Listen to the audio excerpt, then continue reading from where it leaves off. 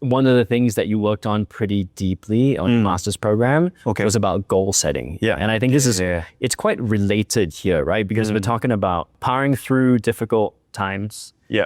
overcoming challenges. We're talking about learning to be resilient in a way where we can get through challenges, but learn from them and not be dragged around into bad territory by our emotions. Yeah. But really the broader context of what we're trying to do here is be helpful to people who have goals that they've set and they have, maybe they're ambitious and there's stuff that they want to achieve, right? Yeah. So maybe we can just start with what surprised you when you started doing your research on goal setting? So maybe a little bit of context will help. So the research on goal setting was done on 30 recreational jiu-jitsu participants. That was your study? That was my study, yeah. And what I wanted to look at was what their goal setting practices were like and how that relates to their overall well-being. And the reason why that was interesting to me was because most people do recreational sport for well-being, right? To enhance their well-being. They want to get fitter, they want to make friends. Yeah. And it's some kind of personal growth that they're chasing. But all these benefits, they're not guaranteed in recreational sport, and especially not a sport like jiu-jitsu. Yeah. You know, the attrition rates are pretty high, and the risk of injury is there. It costs money to participate, and like if you had a bad day in training, which can be extremely common in jiu-jitsu, at least for me, then you go home ruminating on like, oh, like I didn't do that well today, the guy smashed me and stuff like that, right? So the sense of well-being isn't guaranteed in recreational sport, and especially not in jiu-jitsu. And I thought it'd be interesting to see what the psychological practices of recreational participants were like and how that related to their well-being. And the most common psychological skill that people use without any kind of training would be goal setting. Like everyone sets goals. Yeah.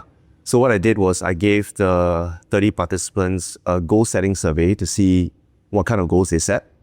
Then I gave them a survey called the Basic Psychological Needs in Exercise Survey, which is to assess their basic psychological needs. So your sense of autonomy, competence, and relatedness within the context of your sport, right? And then a third survey, which is the WHO-5.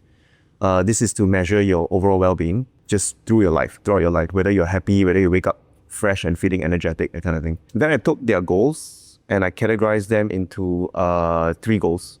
Process goals, which mainly, when you set process goals, these are like tasks that are very much in your control, right? So for example, if you want to lose weight, your process goal will be something like 3 times a week for the next 5 weeks. 3 times a week, go to the gym. I will have no sugary drinks for 3 days or 5 days, that kind of thing. Like things that you can control, very much in your control. There are performance goals, which measure you against your previous performance thresholds.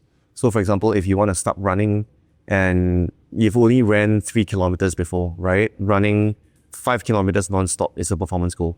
Shaving that timing down to 30 minutes is a performance goal. So you measure it against your previous performances. Somewhat controllable in many contexts, according to a lot of the research. And then there are outcome goals, and these are mostly achievement and identity based.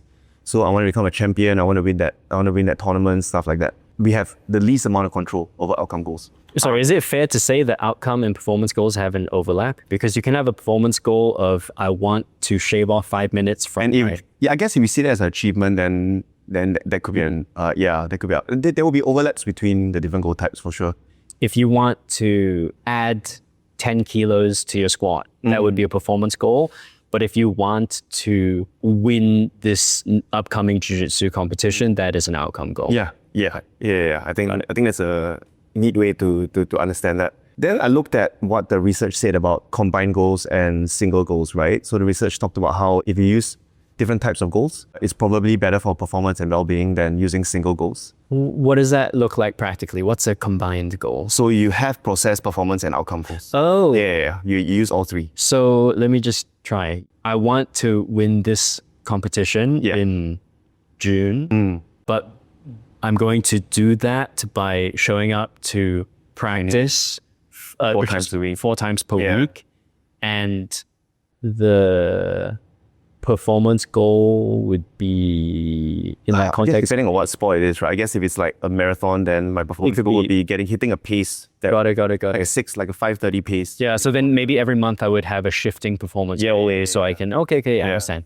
Yeah, so you kind of weave it all together. And I guess performance goal is more like practice based. So every practice that you show up, like what's going to be my performance goal for that practice?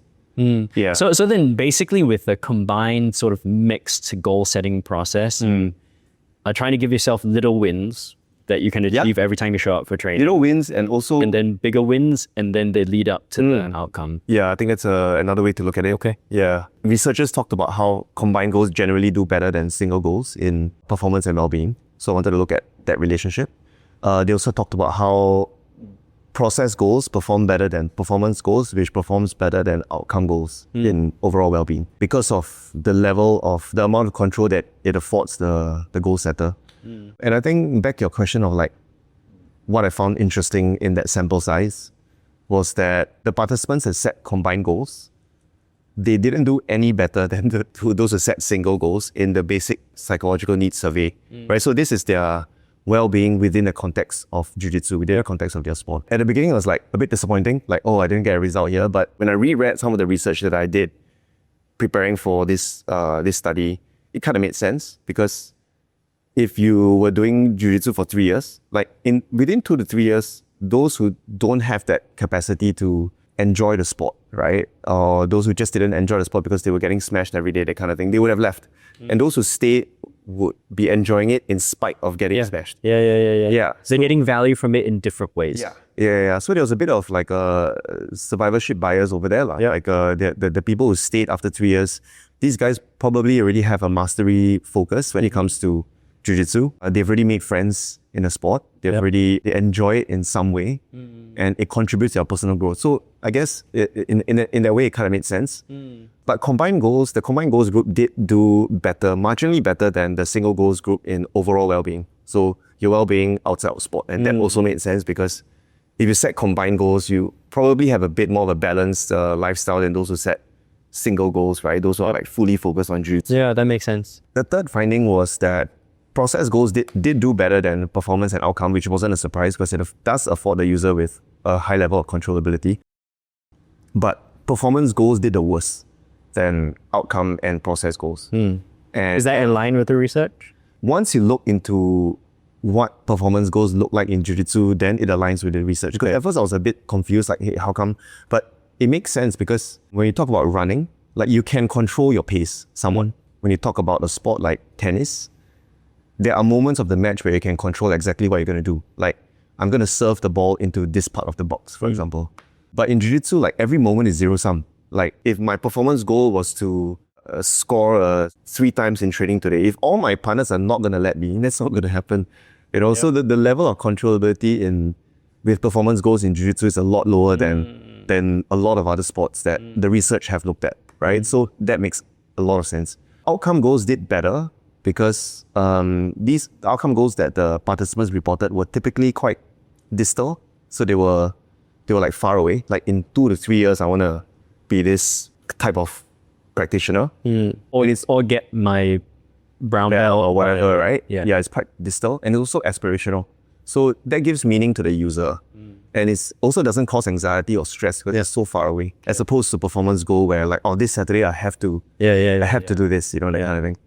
Yeah, so at first when I got the results, it was a bit disappointing. It didn't match the research. I couldn't write it in a certain way, but it all made sense. Once you sat with it and you tried to understand it at a deeper level, it kind of fell into place. And important implications also, right? So when it comes to goal setting, it's still worth setting combined goals over single goals because of your overall well-being. And I would prioritize process goals first. Recognize that your outcome goals can add meaning to your journey. It can be aspirational and it will always be important. I think we all need outcome goals. If you're going to set performance goals, consider your context and how controllable it is.